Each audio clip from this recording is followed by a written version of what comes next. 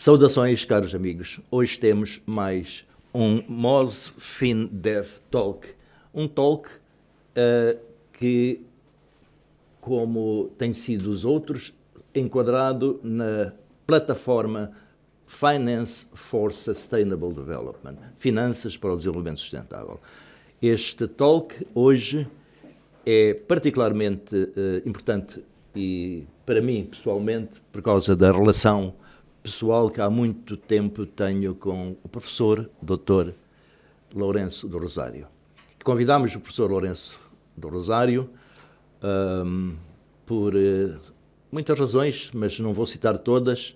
Quero apenas resumir que o professor Lourenço do Rosário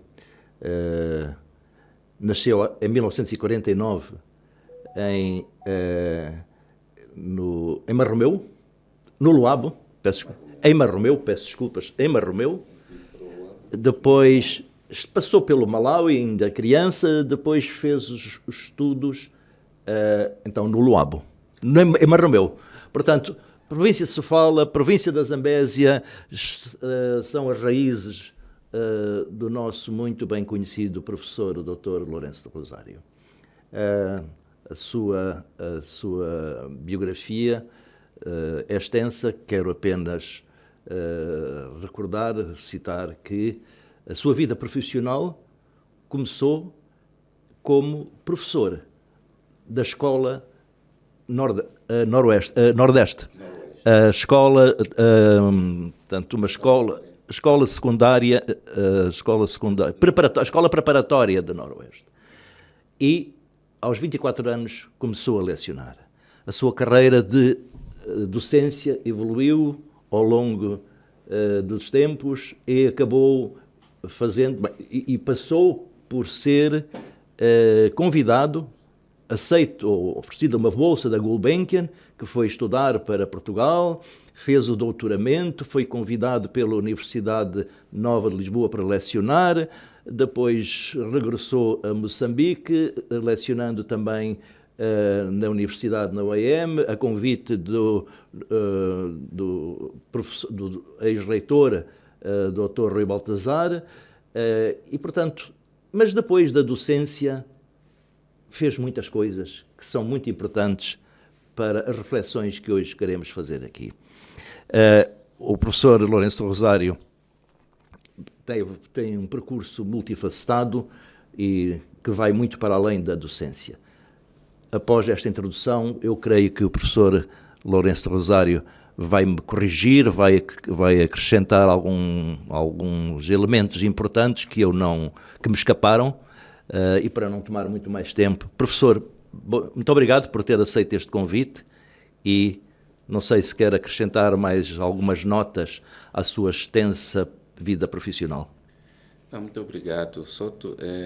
Como disse na introdução, nós conhecemos-nos ainda na nossa primeira fase de adultos, 20 e tal anos, portanto lá vão quase 50 anos ou mais, e isto cimenta naturalmente algumas cumplicidades. Esta hesitação entre Marromeu e Luabo faz de mim o filho do Vale do Zambeze. E o Vale do Zambeze tem histórias sociais, coletivas, muito interessantes do ponto de vista da história de Moçambique. E penso que isto também molda as pessoas, esta relação entre África, Portugal e Goa. Essencialmente é isto, quer dizer, o Vale do Zambeze é um dos primeiros territórios que constituem aquilo que se chama o Império Português do Oriente. Isso é importante para o desenvolvimento do pensamento das pessoas, porque nós somos um país multifacetado, multiétnico, multilinguístico, mas temos uma coisa muito importante, quer dizer, temos o sentimento de que pertencemos a este país chamado Moçambique, que é diverso, mas sente a unidade nacional. Obrigado, professor. Portanto, Estamos hoje a dialogar com um cidadão nacional que, como acabaram de ouvir, tem este sentimento e o que destacou focando no Vale do Zambeze. Mas o professor Dr. Lourenço Rosário, como eu disse, tem uma vida, uma experiência multifacetada, entre académico, escritor e, como acabou de demonstrar, preocupado com o projeto da Unidade Nacional. Isto está revelado em muitos escritos. Tem também, o professor não gosta muito de que seja tratado como político, mas é reconhecido como o político independente e, por vezes, irreverente. Mas também o empreendedor social. Portanto, vejo no professor entre outras, estas três grandes facetas. Se me permite começar pela vertente de académico, escritor, e refiro-me em particular ao livro A Literatura Moçambicana, Tradição e Modernidade, bem como a cultura e a identidade nacional. Sei que está para publicar um 4º volume dos seus escritos Singularidades, mas isso não sei se é segredo profissional, não vou avançar. Quem lê estes escritos, estas obras, vê claramente que há uma preocupação comum no seu pensamento, que é o projeto da nação moçambicana.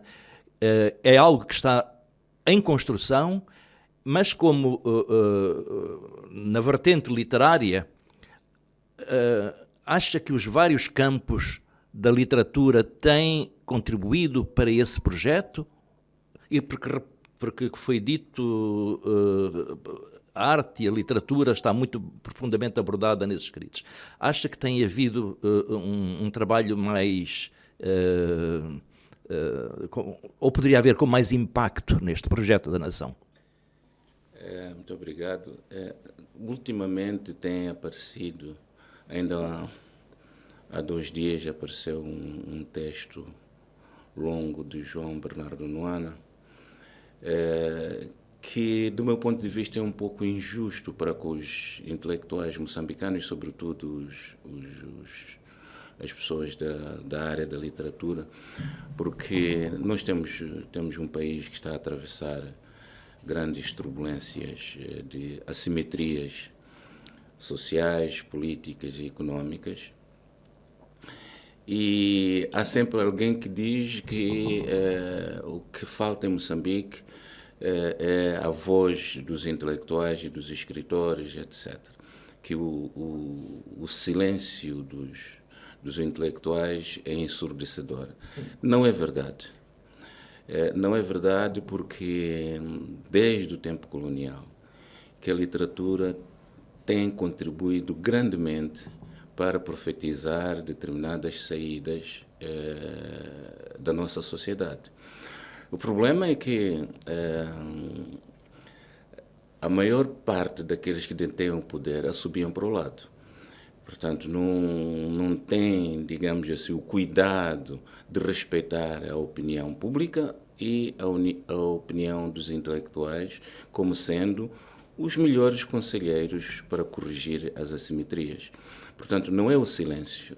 Nós temos, ao longo deste tempo todo, desde o tempo colonial, poetas, escuso de citar, Craveirinhas, Noêmias de Souza, Rui Nogar, etc., passando pela geração da charrua. Portanto, há de facto, quer na literatura, quer no pensamento intelectual, quer na filosofia, temos filósofos moçambicanos que falam, que apresentam as suas opiniões. Portanto, não há silêncio. O que existe é o desencontro entre aqueles que pensam e aconselham, porque o setor intelectual são os melhores conselheiros, não é? Que provavelmente ou são rejeitados ou simplesmente assobiam para o lado e não querem saber. Portanto, é um desrespeito pela opinião. Obrigado por essa franqueza. Naquilo que tem escrito e dito publicamente, o professor tem referido que tem-se referido várias vezes ao papel das instituições, apelando para a necessidade de termos instituições fortes, credíveis e funcionais como elementos instrumentais da estabilidade e boa governação de uma sociedade. Este tema da questão das instituições já está referido por si em vários. E, portanto, ainda sobre o projeto da identidade nacional e da construção da nação, há um amplo reconhecimento, e citou agora de que personagens como Eduardo Mondlane, Marcelino, Samora e alguns importantes intelectuais, os seus projetos sempre foram construir a nação. Mas, recentemente, a professora advertiu-nos, chama a atenção que todos os dias chegam-nos narrativas que indicam sinais que nos podem conduzir a um estado de caos. Todos os setores orgânicos do Estado demonstram evidentes mazelas no setor da infraestrutura, da justiça, da educação, da saúde, nos órgãos de soberania do Estado. Não só igualmente há evidentes sinais que nos evidenciam o estado de caos também no empresariado, nas organizações não governamentais, etc. O que de facto preocupa com estes sinais de caos e a que se refere, professor? Escreveu isso não há muito tempo, hoje aqui voltaria a dizer isso, voltaria a ver esta preocupação? Estamos num período interessante, não é? Que estamos num calendário eleitoral. É o que me preocupa a mim neste momento, porque tive o cuidado de ler com alguma atenção os manifestos eleitorais dos principais atores políticos, quer pretendentes partidários a entrar no nosso Parlamento, quer para as estruturas descentralizadas, nomeadamente estruturas das províncias, governadores provinciais e assembleias provinciais, quer os candidatos presidenciais mais relevantes, são 4. E vejo com alguma mágoa, alguma pena, porque fui um dos cidadãos que, desde os anos 90, 93 mais propriamente, trabalhamos numa agenda 2025, onde se faz o diagnóstico de uma visão para a nação e que nós refletimos de uma forma muito independente, muito calma, especialistas das várias áreas, e que alguns governos que foram passando desde 90, portanto,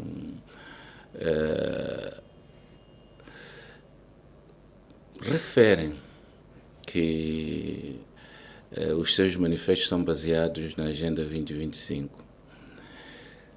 Mais recentemente, por força da determinação da criação da União Africana em 2003, no âmbito do desenvolvimento da África e democracia, portanto, era esse, digamos, o foco da transformação da Organização da Unidade Africana para a União Africana, criou-se o MARP, que é um mecanismo de avaliação.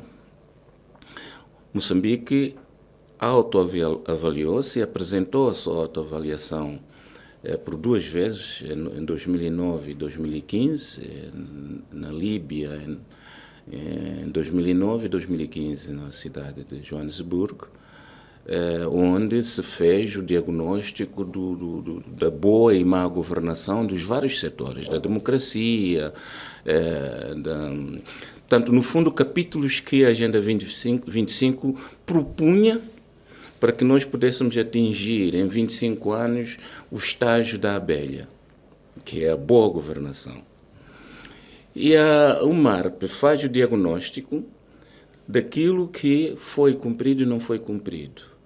O que significa, portanto, que, chegado a este momento, nós ainda estamos no estágio do cabrito, que é o retorno ao conflito, corrupção, paralisia das instituições, intolerância, falta de democracia, etc.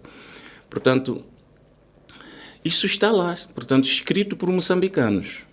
Portanto, isso não foi nem a União Europeia, nem os Estados Unidos, nem o PNUD, nem nenhuma organização internacional. Foram intelectuais e profissionais moçambicanos, quer aqueles que fizeram a Agenda 2025, quer os que fizeram a avaliação através do Mecanismo Africano de Revisão de Pares. E o nosso governo foi ao exame na União Africana. Os nossos governos, portanto, de 2009 a 2015, houve mudança do governo. Foi ao exame, portanto, de pares, onde o seu relatório foi apresentado, e os pares apresentaram aquilo que se chama Plano de Progresso e Correção. Nós fizemos, igualmente, 2 relatórios de progresso para cada uma dessas avaliações. Com muita pena eu vejo que nenhum partido político aproveitou estas informações que estão escritas, foram publicadas e foram financiadas inclusivamente pelo governo para, nos seus manifestos políticos, fazer uma autoavaliação, dizendo o que está mal agora, o que é que nós vamos corrigir. E o que é que nós estamos a verificar na campanha eleitoral? Promete-se pôr fábricas, promete-se pôr água, fazer estradas, que durante 10 anos não foi feito. Promete-se criar mais bancos de desenvolvimento, mais coisas... Então, é o mesmo de sempre que dá cabo das nossas instituições. Okay. Portanto, não me parece, eu tenho idade suficiente, que a gente se sinta tranquilo quando os nossos atores políticos não querem saber daquilo que se está a fazer de uma forma séria do ponto de vista da opinião pública. Obrigado. Este é um ponto muito sensível. Portanto, quando falamos de instituições, a fragilização, a descredibilização das instituições, e como citou, começa com partidos que ignoram aquilo que foi o pensamento muito consensualizado, o pensamento e a estratégia que está na Agenda 2025. Mas ainda bem que, porque o seu papel, professor, é muito reconhecido internacionalmente, é muito bem reconhecido como líder do MARP, e agora partilhou mais alguns elementos importantes. O professor tem se referido ao MARP também como uma escola para os políticos. E qual é de facto o valor dessa escola? Bem, de certa maneira já adiantou, mas será que os políticos moçambicanos têm aprendido algo dessa escola? Parece que não. Porquê? Formalmente empenham-se, quer dizer, nós temos, porque o governo comprometeu-se com a União Africana de ir apresentar, portanto, a avaliação da sua governação. Portanto, nesses 4 capítulos, que é governação democrática, governação empresarial, governação económica e social e desenvolvimento. São 4 capítulos. Formalmente, naturalmente, quando o chefe de Estado vai apresentar este relatório, está a comprometer o seu próprio governo, dizendo, olha, nós fizemos bem isto, mas não fizemos bem aquilo. Não é? E depois os outros chefes de Estado... portanto, é uma escola, sem dúvida que é uma escola, porque há debates muito interessantes que nos ajudam também a ver como é que os outros têm estado a fazer sobre estas questões que são questões que não são levantadas como opinião, são levantadas como pesquisa, não é? Faz-se trabalho de campo, faz-se inquérito, há elementos sobre infraestruturas, sobre educação, sobre o comércio, comercialização, produção agrícola familiar, industrial, etc, etc. Só que depois nós vemos os manifestos, vemos depois, para quem ganha os seus planos quinquenais, os planos económicos sociais, absolutamente nada daquilo que foi apresentado aparece. Eu acho que as nossas instituições precisam de ter um processo de cura. Temos o exemplo da ONC, está a curar. Está a curar-se neste momento. É preciso como dizia Samar Machel, de vez em quando é preciso fazer um bocado de sangue Exatamente. tirar. É preciso um processo de cura. E, portanto, já estamos a discutir um pouco aquela sua vertente do político independente, do político que investiga, do político que estuda e debate, e o MARP tem sido importante, tem sido um fórum importante para isso. Mas, como acabou de dizer, e permita-me voltar a esta sua preocupação, porque o professor tem revelado um desapontamento e preocupação sobre a forma como o país tem sido governado. Já está dito, mas houve pessoas da nossa elite que não gostaram quando o professor afirmou que Moçambique não faz contas. Dá-se ao luxo de ficar 15 dias sem energia na zona centro, no tal do Vale do Zambeze, fazendo as contas, isso são prejuízos que depois se repercutem na vida das pessoas durante 2, 3, 4 anos. Então, um país que não faz contas significa um país que não tem a dimensão das suas próprias insuficiências. Isto é uma afirmação sua, e da mesma forma que uma das grandes preocupações que existe neste momento é a dívida externa, a dívida soberana. Quando um país se lança a fazer empréstimos, como Moçambique, está a fazer empréstimos sobrevalorizados. E deu o exemplo que é bem conhecido, os nossos engenheiros, outros intelectuais chamaram também a atenção sobre isso. O caso do projeto por exemplo, o projeto da Catemba, que começou por ser 350 milhões de dólares, mas que acabamos gastando ali cerca de 800 milhões. Isto, nas suas palavras, significa que não se faz contas, ou alguém vai pagar isto. E quem vai pagar? Professor, hoje voltaria a dizer isto? Absolutamente. Eu gostava aqui de focar, eu sou cidadão deste país, naturalmente que tenho as minhas opções partidárias, voto, não é? É o meu direito, não sou quer dizer, muitas vezes as pessoas acham, e isso é mau, que fazendo uma crítica interna, as pessoas sabem qual é a minha opção partidária, fazendo uma opção interna, uma crítica, significa que sou da oposição ou não oposição. Não é isto importante. Esse é o aspecto que se referiu da perda do espírito de tolerância. Exatamente. Então, o importante aqui, quando eu falo sobre as contas, é que se houvesse neste país uma governação que se preocupasse com as nossas próprias dimensões, um país rico potencialmente em recursos, mas não há um dito, acho que é de todas as culturas banto, não se pode começar a dividir a galinha antes de pegá-la e assá-la. Não pode, eu quero a perna, eu quero a asa, eu quero não sei quantos, quando de facto a galinha ainda não foi pega. Porque você não vai ter aquele pedaço, porque a galinha pode fugir. Então o que é que se passa neste momento em Moçambique? Não faz contas porque nós achamos que somos ricos. Nós não somos ricos, somos potencialmente ricos. 1. 2. Começo a ver nos nossos candidatos a presidente um discurso titubeante de que nós vamos renegociar os contratos com as multinacionais. Mas qual é a estratégia? Uma coisa é dizer, isso pode cair bem para todos nós, porque é uma das grandes críticas, a gente não faz contas, porque nós damos isenções a essas grandes multinacionais, portanto não entra para a autoridade tributária o valor acrescentado que as mais-valias estão a dar às multinacionais, e quem paga, não é, são as pequenas e médias empresas, que os fiscais estão sempre lá, não é, a ver as contas, a multar, etc.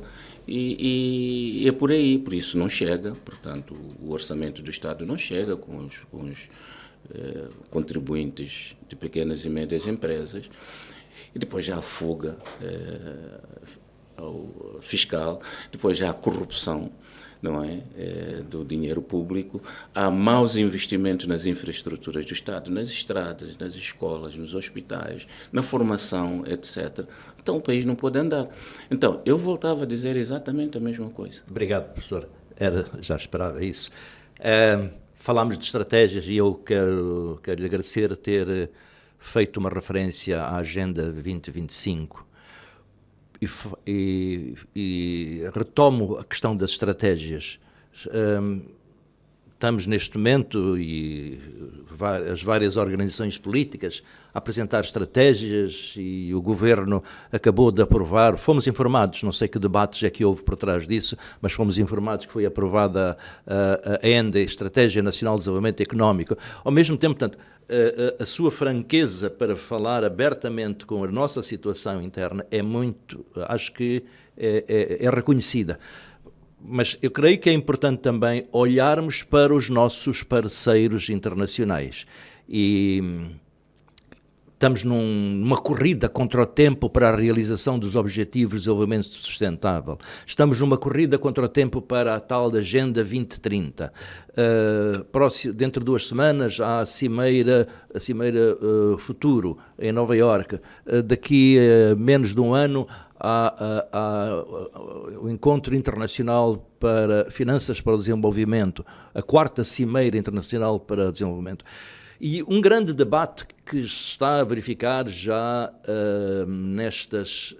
na preparação destes eventos é a relação entre particularmente as instituições financeiras multilaterais, bem como algumas bilaterais de alguns doadores, com os governos, não só Moçambique, são os nossos governos que, por vezes, são aquilo que acabou de dizer, têm estas deficiências que acabou de dizer.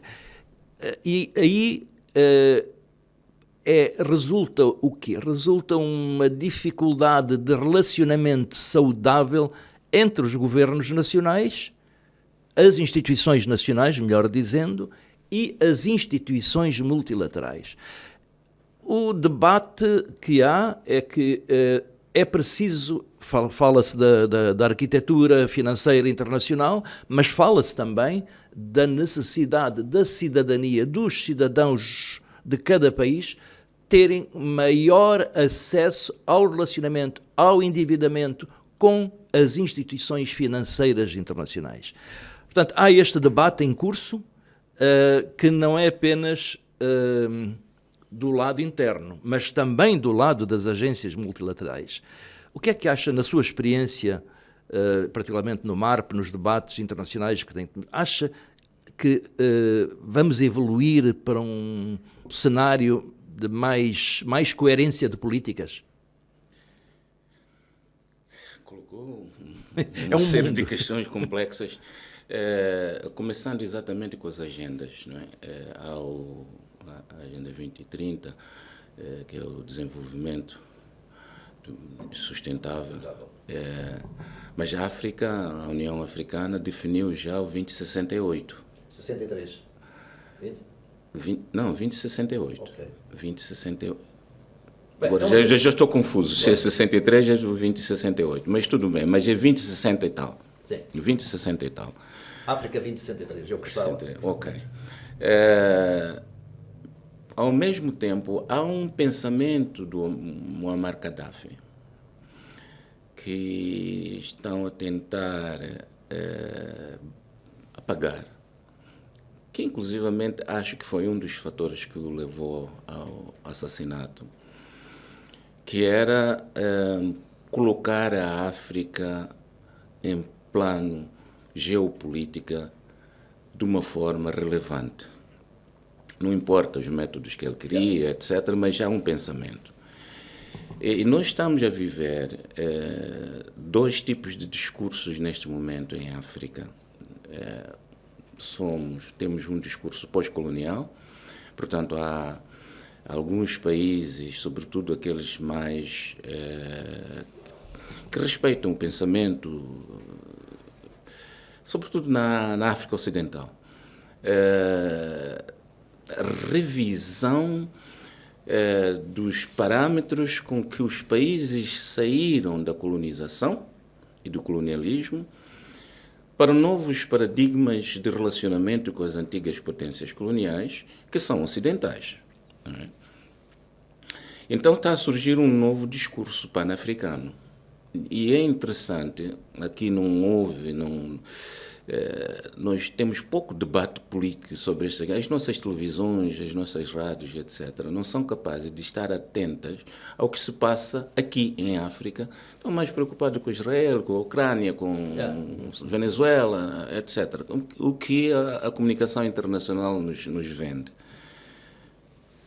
Há mudanças de regime na África Ocidental por duas vias. Temos os países que mudaram o regime por via de golpes de Estado militar, que é o caso do Mali, do Níger e do Burkina Faso, mas outros que mudaram por via do voto, nomeadamente o Senegal. E que começam a trazer um novo discurso de relacionamento, que estão a aproveitar uma vaga já global, que é entre o Sul global e o Ocidente. Não vejo aqui em Moçambique nenhum movimento que nos coloque como parceiros de discussão destas questões. Nós somos demasiado aldeões. Não é? E quando é assim, acabamos por apanhar fatos prontos a vestir. E quando os fatos são prontos a vestir, nem sempre se ajustam aos nossos corpos, sobretudo quando nós somos ou gordos ou magros, e os fatos prontos a vestir são feitos à medida, digamos assim, de padrões, não é? Que não são necessariamente os nossos. Pois não. Então, quer dizer, para nós podermos participar desse debate internacional, nós temos que saber o que é que se está a passar. Quando são os próprios países africanos que estão a romper com o sistema num novo discurso pan-africano, de uma posição pós-colonial, e põe em causa as próprias instituições continentais, nomeadamente, e regionais, não é? A CEDEAO, a União Africana, etc. Quer dizer, em vez deles serem expulsos, que é o que está nos programas, nos estatutos da CEDEAO, da União Africana, eles dizem, não, vocês não nos expulsam, nós saímos. Né? Quando começa a haver este movimento, claro que pode haver percalços, mas é preciso parar e pensar. Né? É preciso parar e pensar. Porque, de facto, tudo isso que disse, né, muitas vezes são contra-ofensivas, o refluxo de atenção, estamos a perder a África. Então vamos fazer isto e aquilo, e nós não estamos preparados para estar atentos. Vamos aos fóruns. Por que razão tem que haver fórum? África, China. África, França. África, Estados Unidos. Por que não de uma forma mais igualitária? Nunca ninguém pensou nisso. Vão todos os chefes de Estado sentar-se com um chefe de Estado. Isto é uma forma de dependência que eu pessoalmente não me agrada. Houve um momento, logo a seguir à independência, havia os PALOP, que era um fórum importante porque nós pensávamos entre nós, né, sobre os nossos problemas. Inclusivamente, os PALOP tiveram papéis importantes, quer para a independência da Angola, quer para os problemas do golpe de Estado na Guiné. Portanto, tiveram... Mas depois, quando se começou a discutir a CPLP, a Constituição da CPLP, nós não estávamos preparados. Portugal criou um fórum. Eu estive em algumas reuniões nesse fórum chamado 5+1. 5+1 eram os 5 países africanos mais Portugal. Era um fórum que estava a tentar... É um problema do mito do império, no fundo. É um problema do mito do império, porque quando se discute, quem estava a dar, digamos assim, o input, induzia a criação da CPLP era o Brasil. Através do embaixador Aparecido de Oliveira, que foi um grande... E aí Portugal despertou que, havendo um fórum mais alargado em que Portugal entraria, em que o Brasil entraria, portanto, Portugal ia perder influência no seu império mesmo. recentemente perdido, do ponto de vista administrativo. As outras potências coloniais preveniram-se. Por isso é que a França é muito criticada em África pelos mecanismos que ela criou para se prevenir quando perdesse as suas colônias. A moeda, a gestão financeira, os concursos de acesso aos recursos naturais, etc, etc, etc. Significa que a França retirou-se, mas não se retirou. Portugal, como veio de uma guerra de libertação, não se preveniu. Não se tendo prevenido, estava a criar a posterior uma situação destas, mas neste momento, na CPLP, Portugal é um país perfeitamente irrelevante. Não é? É irrelevante na Europa, como é irrelevante na CPLP, porque o Brasil, Angola, Guiné Equatorial, Moçambique e Timor-Leste, do ponto de vista de riqueza energética no mundo, representam 30%. Então, tem muito mais relevância do que aquele pequeno. Mas Portugal para nós é importante porque nos representa no Fórum Ocidental. Não é? Portanto, nós não podemos, de forma nenhuma, estar distraídos para esse tipo de conjuntura estratégica mundial. Qual é a posição nossa nesta disputa entre o Sul global, os BRICS, não é? Em que são gigantes como a China, a Índia, o Brasil, não é? E a Rússia também, quando se livrar dos problemas que tem, face a esta pressão que o Ocidente faz, como é que nós nos colocamos aqui? Não há esse debate, não existe. Nunca ninguém foi chamado, não estou a falar nas televisões. No tempo do presidente Guebuza, no início, no primeiro mandato, depois esqueceu-se, ele fazia debates na presidência. Eu participei em alguns deles. Exatamente. Fazia debates, não sei se ele depois aproveitava ou não, mas pelo menos chamava-nos para nos ouvir. Inclusivamente, o mote era, se você tivesse que aconselhar o presidente, o que lhe diria? E a gente dizia na cara. Não é? Mas depois houve algumas intrigas palacianas e aquilo morreu. Não aconteceu mais. Então, este tipo de questões, por exemplo, os conselhos de ministros alargados que ele fazia, né? Chamava as pessoas, chamava os seus ministros e os ministros ouviam. É um fórum alargado. Acabou. O debate e o diálogo acabaram neste país. A partir daí, estes problemas todos, se você perguntar aos nossos governantes, se calhar não sabem o que estão a acontecer. Você está mais informado do que alguns dos nossos ministros. É interessante o que recordou agora, e ainda bem que fala desses debates na presidência mesmo. O presidente Chissano, eu era presidente da Associação dos Economistas e ele veio ter connosco, discutimos em vários momentos. Havia este ambiente de discussão. Aliás, o caso a que se refere, por exemplo, tive a oportunidade de discordar diretamente com o presidente Guebuza sobre o assunto dos 7 bis, os chamados 7 bis, porque e ele ouviu, porque os 7 bis eu considerei que era uma forma de pegarem dinheiro público, distribuir de forma pouco efetiva, pouco eficiente, mas gastando dinheiro do orçamento. E para quem tem que gerir instituições financeiras sabe que isso cria o tal risco moral, em inglês diz o moral hazard. Pronto, então discutimos isso, mas depois mais à frente pararam com os 7 bis, porque foi prejuízos muito grandes, mas, uma vez mais, estão nesta campanha atual, nesta campanha política atual, está pelo menos um ou dois dos candidatos, estão a dizer que vai criar mais bancos de desenvolvimento, mais os 7 bis, etc. Nós entendemos a preocupação, e o professor já referiu várias vezes sobre isso, sobre que é necessário, e este foi o debate que tivemos nesse primeiro mandato do presidente Guebuza, é a descentralização. A importância da descentralização com alocação eficiente de recursos para fortalecer a participação social. Volto à sua questão da Agenda 2025.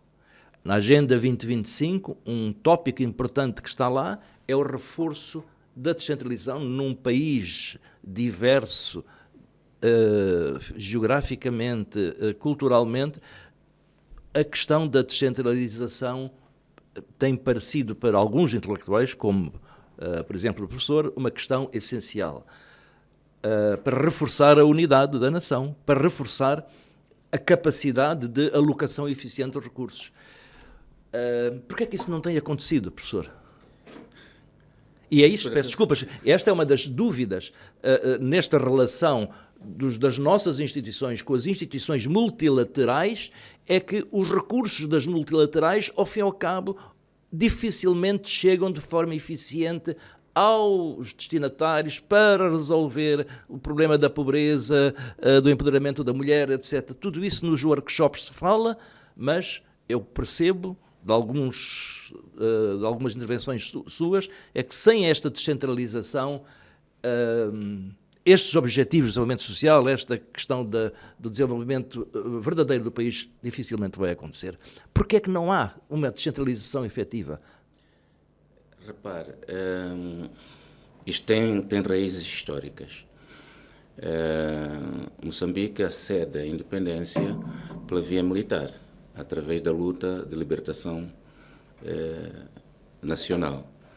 Naturalmente que a estrutura mental dos dirigentes que estavam à frente do processo da independência de Moçambique é uma estrutura militar centralizada, portanto, aliás, os nossos primeiros 11 anos de independência era do centralismo democrático, etc. Portanto, o enraizamento da desconfiança de que se nós repartirmos o poder e que os serviços, porque a comunidade quer serviços. Quando a comunidade pede escola, pede estrada, quer serviços junto de si. E que seja também, na comunidade, seja ator nas decisões sobre os serviços que lhe prestam. Portanto, esta mentalidade de centralismo não se perde em 40, 50 anos, porque estão vivos os atores principais, os protagonistas, e estão vivos os seus rebentos, os rebentos ideológicos. Não estou a falar rebentos biológicos, estou a falar ideológicos. Então, vamos pegar só numa coisa. Afonso Dhlakama forçou a discussão de descentralização das províncias, que o Filipe Nyusi e ele acabaram por acordar as eleições provinciais e distritais. Mas houve digamos assim, um reverso. Ok, vamos eleger os governadores provinciais, as assembleias provinciais, mas vamos pôr lá o secretário de Estado, com mais poderes que o governador. E o secretário de Estado reporta ao Presidente da República. Acabou a descentralização. Este é um dos aspectos. O outro aspecto é a dificuldade da descentralização financeira para as comunidades. Nós, mais uma vez, tenho tido esse privilégio como cidadão de ser chamado a discutir em fórum. Faço parte de um CREMOT, que está a discutir a problemática da descentralização com muita seriedade. E um dos aspectos que a gente constatou é que o administrador de distrito está completamente como uma barata tonta nas províncias, porque ele não sabe a quem é que deve obedecer. Ele é nomeado pelo governo central, portanto, ele representa o governo central, mas está numa província em que existe o governador provincial. Ora, se os administradores distritais de toda uma província virassem as costas ao governador eleito, o governador ficava sem população nem território. Por isso é que era um perverso termos avançado com as eleições distritais, porque isso iria provocar uma situação, no mínimo, perplexa, porque o governador provincial era para fazer o quê? Se administradores estavam eleitos. São donos do distrito e donos da população desse mesmo distrito. Mas essa complexidade passa para os municípios, que não têm territórios devidamente definidos. Portanto, por que isto está a acontecer? Porque o retalhamento do território nacional está a responder aos interesses políticos e não aos interesses dos serviços que as comunidades querem. Uma comunidade quer uma escola secundária, quer hospital, quer... em vez de se pôr esses serviços utilizando de uma forma orgânica a nossa divisão administrativa, coloca-se um município, coloca-se um distrito. Depois, o que é que acontece? O município, o distrito precisa de presidente, precisa de escolta, precisa de palácio, precisa de não sei quanto, e os serviços ficam a perder. Este é que é o grande problema da descentralização. Se não houver uma revolução mental em que efetivamente as pessoas achem que o país não se vai dividir só porque existe a descentralização territorial e financeira, esta confusão vai continuar. E esta confusão vai continuar porque, mesmo agora na campanha, fala-se de descentralização, mas as pessoas não sabem o que é isto, descentralização. Existe o secretário de Estado nas províncias, mas se formos para as eleições distritais, vai existir o administrador de distrito, porque o administrador diz não, o representante do Estado no distrito, porque o administrador já não é uma figura central, mas eleita.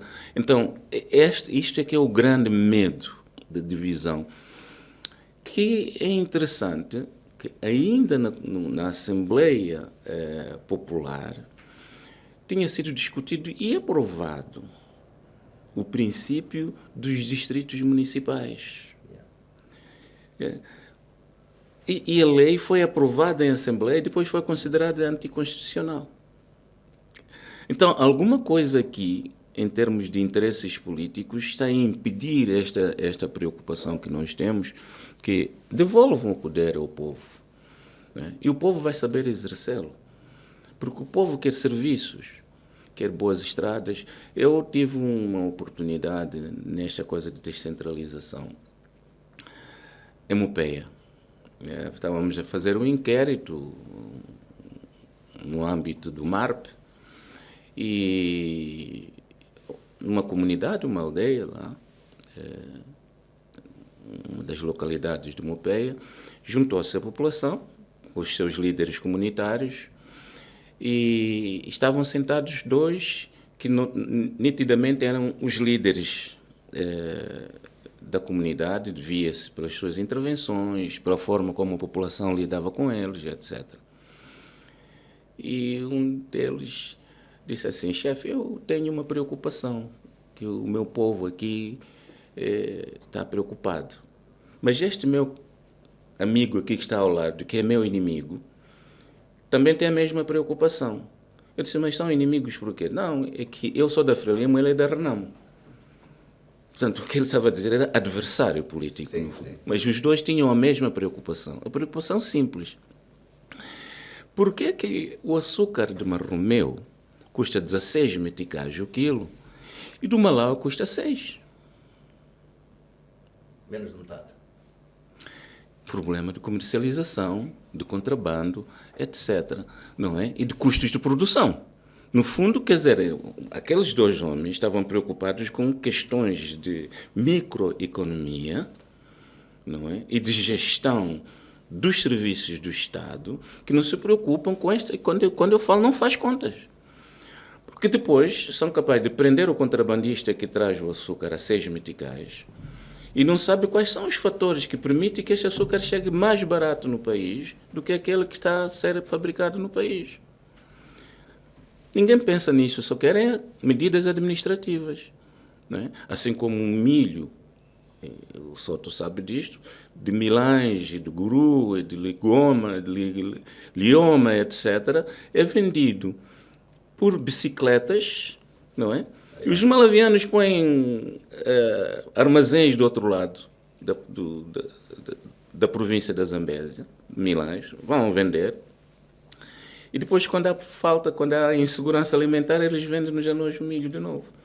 Então, são estas assimetrias todas que não pensamos. É interessante, e o exemplo que deu da questão da importância da comercialização para valorizar a produção e pôr a produção dos camponeses, dos pequenos agricultores, estruturar e pô-las no mercado, valorizando-as. E esse exemplo, a HPI criou, juntamente com uma instituição do Estado, a linha de crédito à comercialização agrícola, LCCA, que começou a funcionar muito bem, tem recursos do Estado, recursos da HPI, e começou a ter um impacto interessante na potenciação das redes comerciais rurais, que são indispensáveis para a valorização do produto camponês. Acontece o quê? Que, entretanto, a componente do Estado está retirando fundos daí para outras coisas. Portanto, há uma fragilização deste instrumento financeiro, que se revelou extremamente útil e prático, está sendo fragilizado por causa desta absorção dos recursos públicos pela máquina administrativa do Estado ineficiente. Portanto, é um exemplo que também temos na nossa vida. Mas, professor, já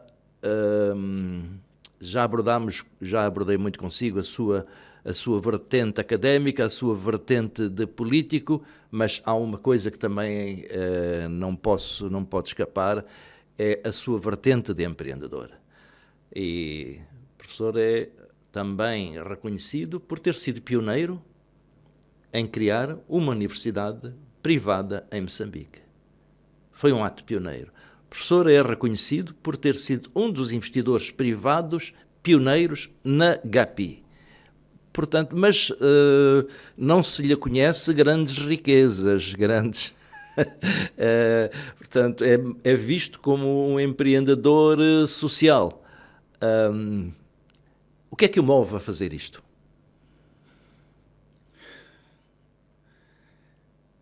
É assim, primeiro, pelas minhas origens, eu cresci num ambiente em que as pessoas não perseguiam grandes fortunas, perseguiam essencialmente o conforto. Depois,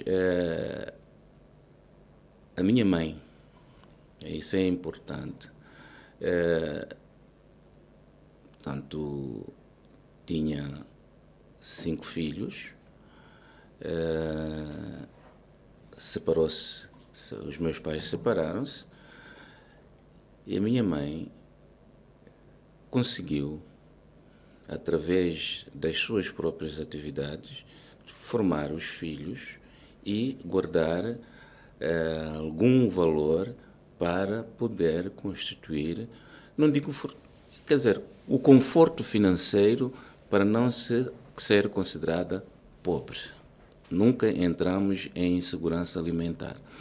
Esta capacidade de resiliência perante as adversidades e, ao mesmo tempo, tentar encontrar um passo em frente, fazia com que o conceito de distribuição que nos foi incutido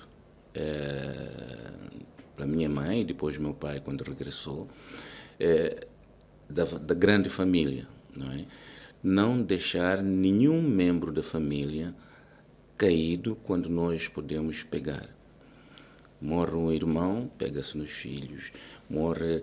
Portanto, este conceito não é só nosso, é das sociedades tradicionais de proteção. Então, eu penso que num país tão difícil como este, quem quer ganhar dinheiro não investe na educação. Porque a educação tem os clientes, são as famílias. E qualquer cataclismo social, político, etc., nós provamos isso com as dívidas ocultas, com a pandemia, era muito complicado pensar que se pode ganhar fortunas, que se pode ser rico investindo neste setor. E o Estado sabe disto. É interessante que o candidato da Frelimo diz: a educação é um investimento, não é? Não é despesa. Se é um investimento, significa que é um investimento social. Para isso é preciso depois pensar na distribuição. Então, eu não distribuo, mas permito que a minha atividade faça uma autorredistribuição. Quando um pai me aparece e diz: por causa das dívidas ocultas, a minha empresa fechou. Por causa da pandemia, nós fomos despedidos. Por causa da casa que eu tinha alugada, não sei aonde, o inquilino foi embora. E o filho está quase a terminar a sua licenciatura, o que é que eu faço? Então, essas mais-valias que poderiam eventualmente criar uma base financeira confortável, como chama, fortuna, etc., vai por aí, não é? Portanto, não me preocupa. Eu quero viver bem, quero que os meus filhos estudem, quero não ter que mendigar, mas fortuna não me preocupa. Talvez isso possa ser lição. São pessoas da nossa geração. A minha mãe, antes de morrer, dizia assim: se um dia a tua escola cair, o que é que tu fazes? Mãe, vou ficar pobre. Não tenho medo de ser pobre, porque já fui pobre. Já andei descalço até aos 11 anos. Portanto, não me preocupa absolutamente nada isso. Neste momento, o que eu quero é que não caia.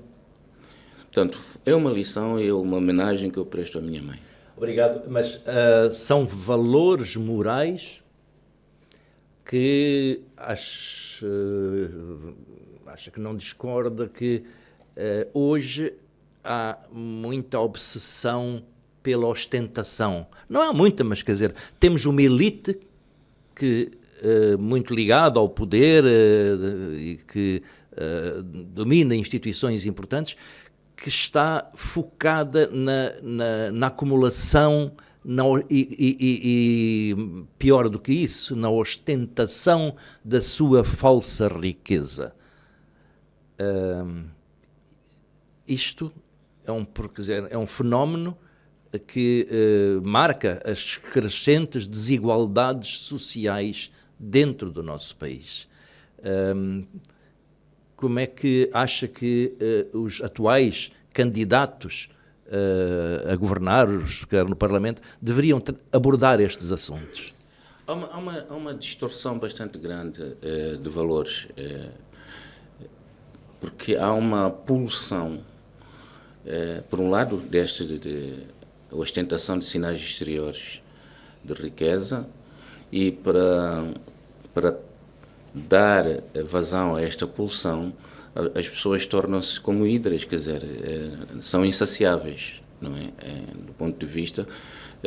São facilmente corruptíveis. Completamente. E então, quer estejam... Não é só nos dinheiros públicos. Temos no setor privado também porque depois o setor privado acaba por se conluir com o setor público, fazendo uma perversa, aquilo que se chama PPP, público-privado, mas público-privado perverso, corrupto, né? Nos concursos, em que se faz uma superfaturação, etc. Portanto, no fundo, são os dinheiros públicos que acabam por alimentar também o setor privado. Dessas pessoas que querem, naturalmente.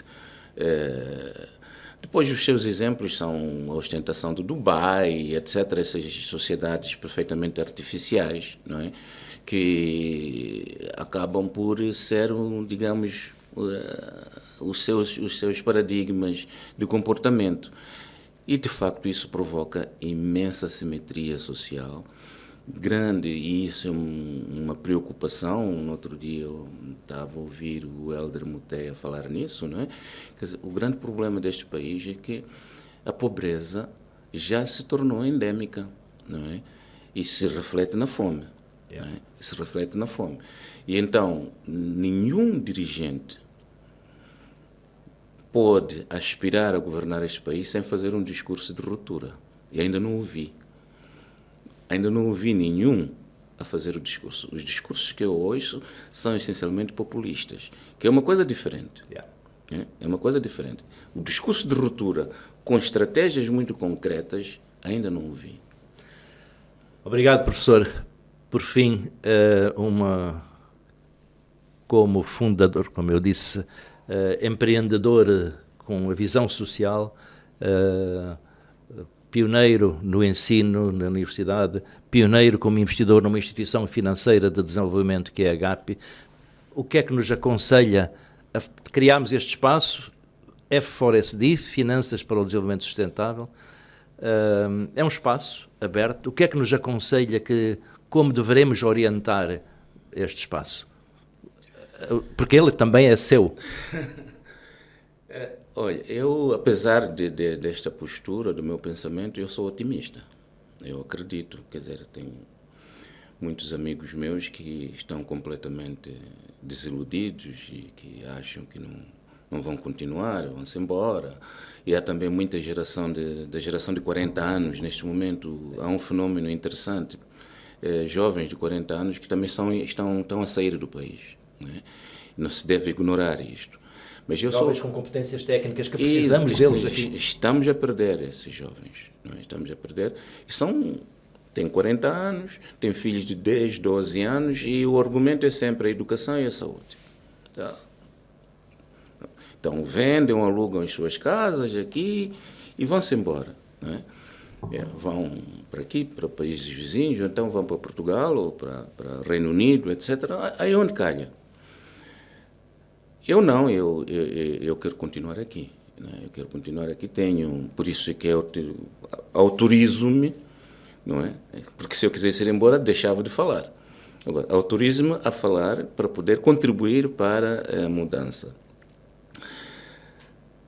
Instituições financeiras de desenvolvimento, como a GAPI,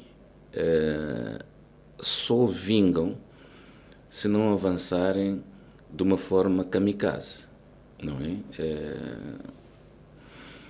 Portanto, tem que trabalhar, e penso que este espaço que estamos a conversar aqui é um espaço privilegiado, tentar influenciar a opinião, não é?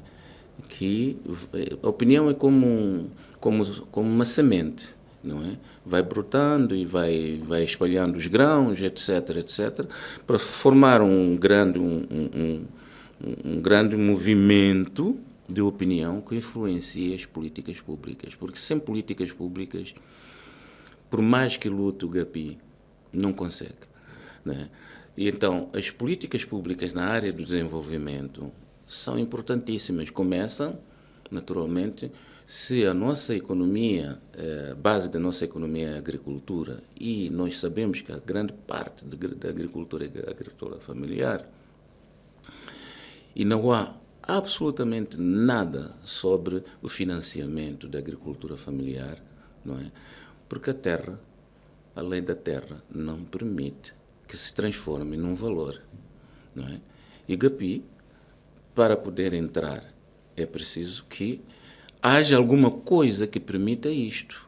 Por mais que a gente faça, a gente discute, etc., dizem-nos sempre, não é possível financiar a agricultura a não ser através de projetos de parceiros de desenvolvimento, que são armadilhas autênticas. Porque um projeto de 5 milhões de dólares, 4 vai pagar os consultores, não sei quantos, né? E 1 milhão vai servir para nada. Né? E os projetos acabam por morrer. Não é por aí. Não me parece que seja por projeto de parceiro de desenvolvimento. É preciso haver uma atividade estruturada e orgânica. Instituições próprias para fazer isso. Exatamente. Que foi a discussão que tivemos quando o professor abraçou a sua posição de investidor na GAPIGEST. Obrigado, professor. Eu que agradeço. Não, nós é que agradecemos a sua disponibilidade, a sua abertura, e acho que foi uma aula que nós vamos tentar trabalhar para partilhar com todos os nossos amigos e outros parceiros, particularmente esta parte final de a sua visão como empreendedor social. Concluímos este talk com o reconhecido cidadão, professor doutor Lourenço do Rosário. Foi cerca de 1 hora de conversa que ficará nos nossos registros como uma aula de sapiência que vamos saber partilhar por todos os nossos amigos e a quem mais se interessar por estas questões de discutir assuntos do país abertamente. Muito obrigado, professor, uma vez mais, pela sua franqueza e forma informada de tratar os assuntos. Uma vez mais, muito obrigado.